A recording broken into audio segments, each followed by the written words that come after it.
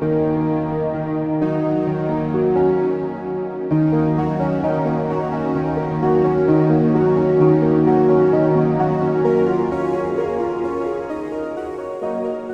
I'm going to be painting this nice little pond scene with reflections in the water and birch trees on the outer edges, kind of framing the piece.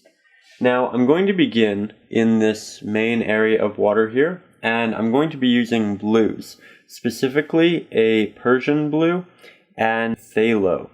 Now I'm also going to be using black and a titanium white.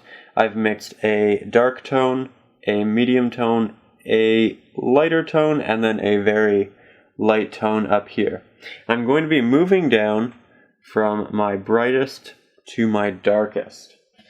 So we're going to begin with square-headed brushes. I'm going to use these for the entirety of the painting. I like them because they can pick up a decent amount of paint, and they have sharp edges for when I want to incorporate detail work. So, all of that being said, I'm going to begin with my brightest color here, and I'm going to begin applying it in horizontal layers in between the trees in which I intend to place down. Now, something to note here, I'm not scraping the pigment into the canvas. I have an underlayer already painted in to establish a value and a tone just to make it easier for me to work.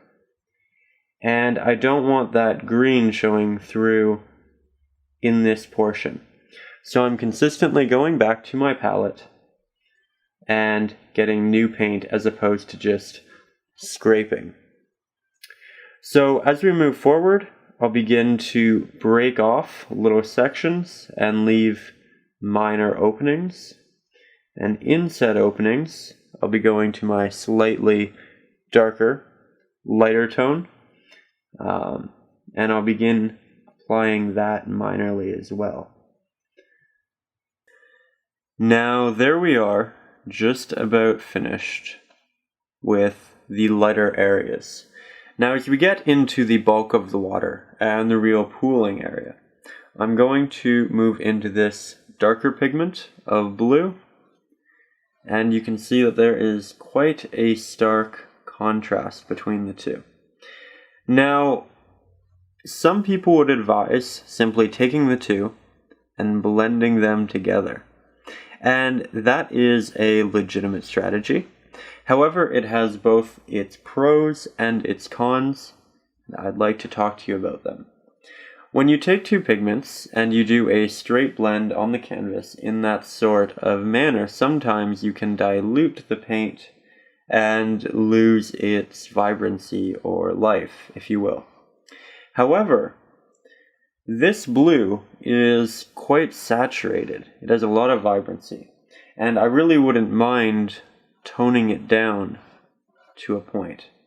And so this is a scenario where I'm not going to really concern myself with the loss in blending in that way and in that regard.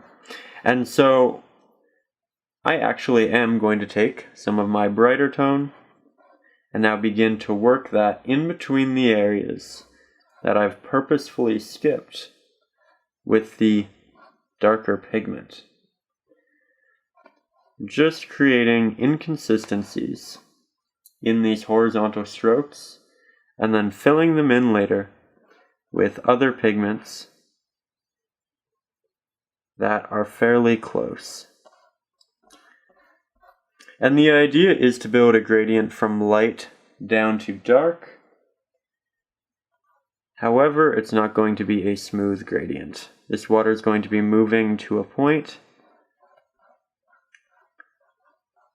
and so it's going to have ripples and inconsistencies and varying places that are darker or more translucent than others. There we are. So I'm just going to continue this process, and as we get farther down, going to begin incorporating this much darker tone as well. And eventually we'll have something that fits quite well. I will see you when we begin to attempt the trees. The rest of the water is simply done in the same way. Now that I have my initial layer of water put in, I'm going to begin with the reflections of the trees. And I'm beginning here with a very, very dark green. I mixed it between a sap green, a yellow ochre, and then of course my black and my white. Here is the finished product. If you thin it, you can really see that it's green, but when it's thick, it has a much darker aesthetic. And this is only going to be my base layer, so I'm much more okay with spreading this fairly thin. So I'm doing a lot of scraping action, which we didn't do with the water. And I'm making all of these brush strokes vertical as opposed to horizontal. All of the water horizontal, all of these are vertical. I'm taking from the top, I'm dragging down, and then once I get into the blue, I wipe off my brush, and then I do it again. Now I'm doing this so that I don't begin to dilute a lot of this green with the blue. A little bit of blue is completely fine, but all in all, I want it to have a fairly consistent coloring. So I'm just taking more from my palette, applying it down, and dragging it. It's also important to note that this is only my initial layering, and I'm going to be adding a much brighter and more vibrant green on top of it. However, that will be done all in good due time. So I'm just continuing. If it thins to a point, I can always go in and grab more, but because this is something I'm going to intend to layer properly, I don't want the pigment to be too thick, because then when I add on the highlight and the brighter tones and portions of it, it won't pop the way I'd like. Now that I've completed using this darker tone, I'm mixing this over here, which has a little bit more yellow ochre in it, and certainly less black and white. So I'm taking it, going back to my painting, and I'm reapplying it. I'm still moving in vertical strokes to create that contrast between the water and the reflection. And at certain points, I will merge them together, but I want a nice base of each to begin with.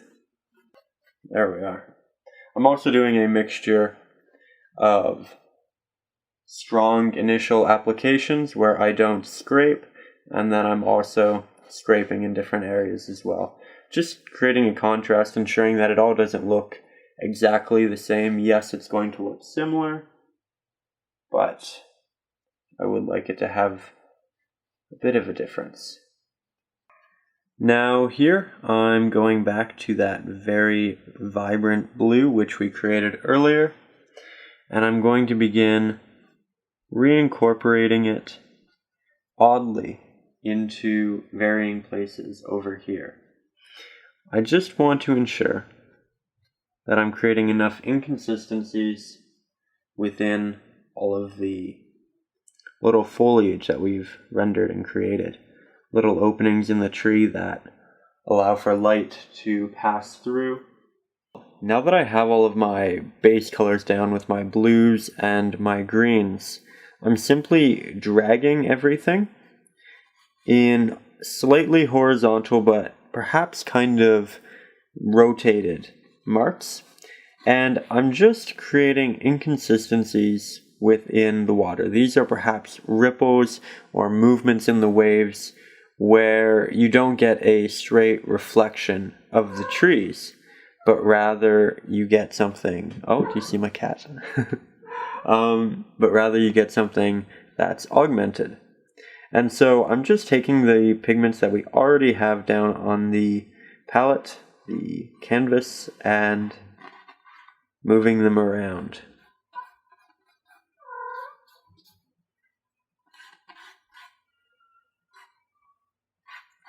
Scraping is fine here. Now I'm working on these strips of leaves or lily pads or whatever you will, and I wanted to show you how I begin and get to the end of that type of thing.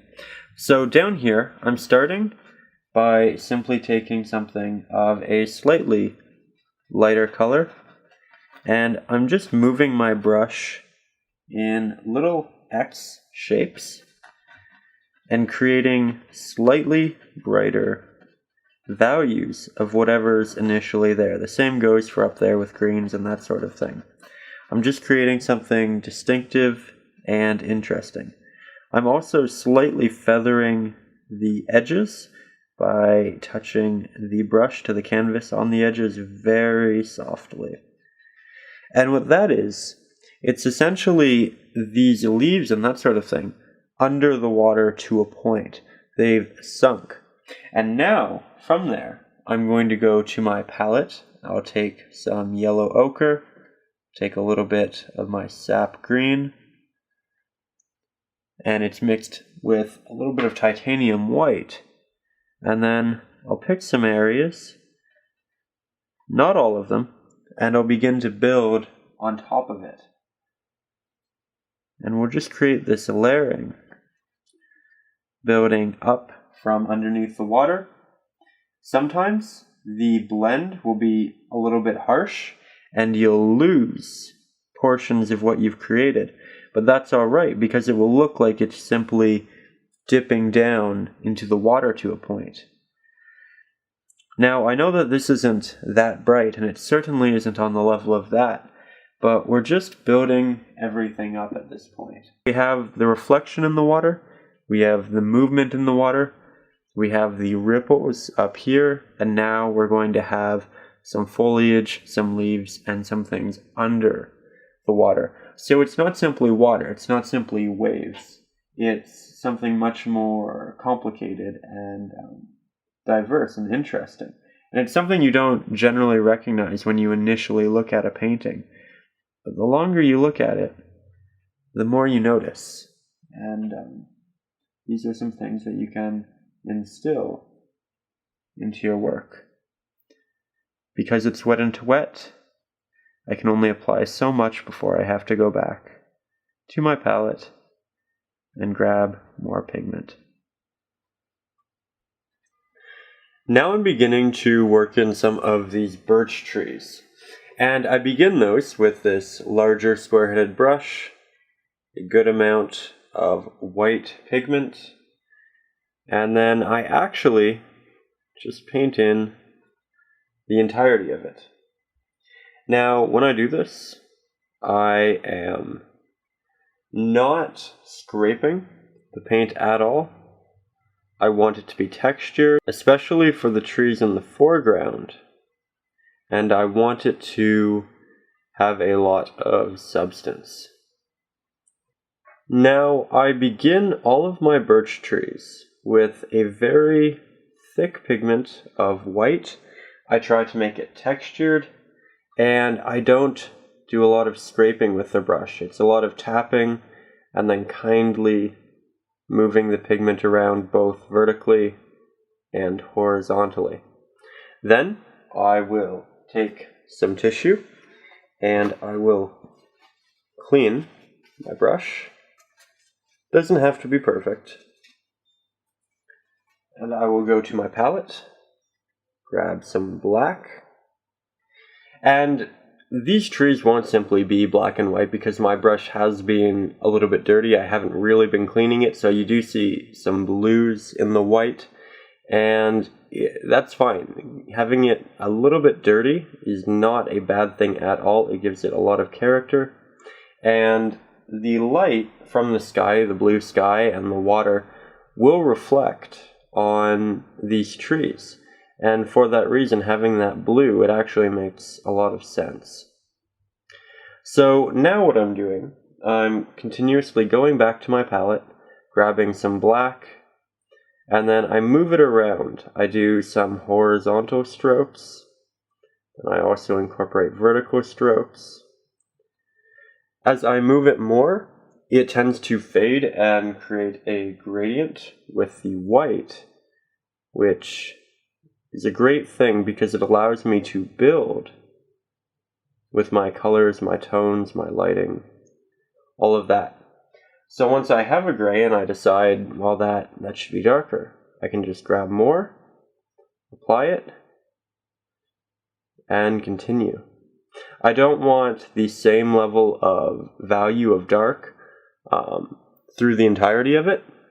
I do want it changing, otherwise it will look flat or cartoony, if you will. And I'm still trying to keep a texture within all of my pigment, especially as we move farther into the foreground. Now here I am going to take my brush, grab some black, some sap green, and then I'm going to layer in a base for my grass. And I'm starting with a very flat, dark base, because generally, if you were to paint every single stroke of grass in different shades, in different tones, different colors, it would take so long, and you would have to do so many. However, by creating a simple dark base and then layering some lighter pieces on top, moving the strokes in gradients, you can save so much time, and you only have to do maybe a third of the initial strokes that you would have to otherwise. And so I'm just putting down this little dark base. I'm scraping for parts of it as long as it remains dark, because I will be layering additional paint on top, and I don't want it to have too much. Now, for the grass, I didn't make each of these little strokes individually. Instead, I used a cut brush. Now, you can go out and you can buy what's called a rake brush, which essentially has bristles that extend in varying portions of the brush itself. However, I just took some scissors and I cut little increments out, creating varying little pieces that protrude from the brush. So when I make a stroke, instead of making one, I actually make 4 or 5. And it just cuts time down very effectively. We'll just complicate it a little bit, just so you can see. Now, we've talked about the water, the foliage in the water, the grass, the trees, and we're not done, but something I'd like to quickly mention. I did expand the reflection up to the top here, and here I have actual foliage, bushes, trees, rocks, all of that. However, they're very far in the background, and due to that, it's very subdued. You don't see a lot of contrast in value, you don't see a heightened saturation. Back here is very much simply almost like impressionistic work, very, very subtle. I wasn't worrying about detail, I wasn't worrying about any of that. Even in regards to the trees, back here they are almost single strokes, whereas up here you have a lot of detail. And then really in our foreground there. And as we move farther back, it's important to remember that you are probably going to lose detail and that you're not going to have those stark contrasts that you will in the foreground of your painting. So it's okay to get very loose as you move backwards, as long as you're doing it in the right progressions. Now, an issue I'm having with this painting, and I like to bring up issues in these videos because I don't ever go into a painting and get it perfect from the beginning. There are always issues and things to remedy, and I think that's really important to be cognizant of working on these types of things, because we all make mistakes, we all have issues, and the real trial here is to find a way to overcome them. So in this regard, I'm having an issue with these trees because they're very stark. They are white and they are black, with hints of blues and greens as well. But the surrounding area isn't as dominant value-wise as these are, and this is an issue you can have with birch trees that are not in the foreground. And so I'm going to take my square-headed brush. It has some gray on it, as you can probably see, and I'm just going to work over a lot of the white. Now this works a little bit better if the canvas is already dried to a point, but I'm just trying to tone down the values of all of the whites that we have in here, just to ensure that it is more so in the background and value-wise lines up with its surroundings. You'll see a lot of impressionistic and almost abstract work with birch trees because they can look so awkward in a dimensional field where other things exist and resonate with varying levels of values. So here, just toning it all down. And I'm leaving the larger birch tree, which I worked on, that you saw in the last scene, as dark as it is. Now we're going to move to the top corner and work on some leaves. I'm moving to my smaller square-headed brush. I'm taking yellow ochre, titanium white, and I've made 3 mixes, a darker, a medium, and a lighter tone. Now, the farther back we get in the trees, I'll be using the darker tone and I'll be making my strokes much more vague, much like the background itself. As we move forward, I'll be using the brighter tones and making much more noticeable brush strokes, much like the foliage that's in the foreground. So, all of that being said, let's begin taking some of that darker pigment, and I'm just going to roughly apply that in between a couple of trees. It'll be semi-transparent. I'm scraping the pigment in. I'm covering up portions of other trees while leaving others.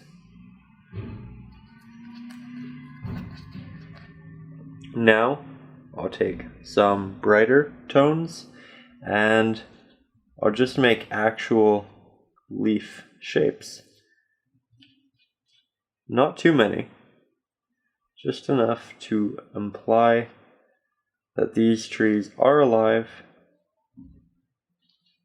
and do produce the leaves that inhabit the bottom of the water.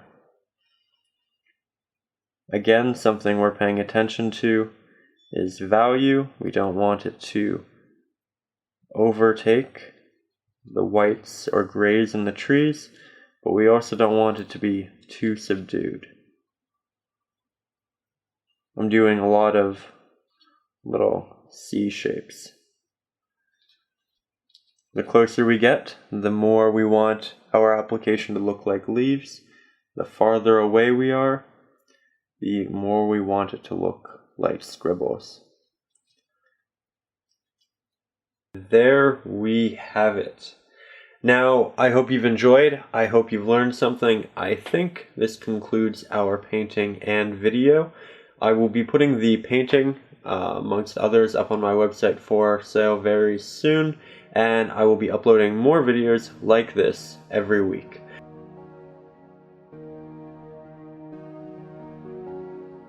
I truly hope you've enjoyed, and again, if you have any questions or inquiries regarding today's painting, I implore you to leave me a comment in the comment section down below. I'd be more than happy to attend to it and help you in any way that I can. Now, all of that being said, if you've enjoyed today's video, if perhaps you'd like to see more, then I'd implore you to hit that subscribe button and consider signing up for my weekly newsletter. Upon signing up for that, I will send you a free real-time painting tutorial of a winter cardinal, and in addition, every Saturday I will also send you an update email including all of the videos that I've released from the past week and also tips and tricks. On a similar note, if perhaps you'd just like to see what I'm doing, stay up to date, see my work, and perhaps even send me a message, you can find me over on Facebook.com. Now, all of that being said, again, I truly hope you've enjoyed. My name's Ryan O'Rourke. I hope to see you next Saturday, and above all, stay creative.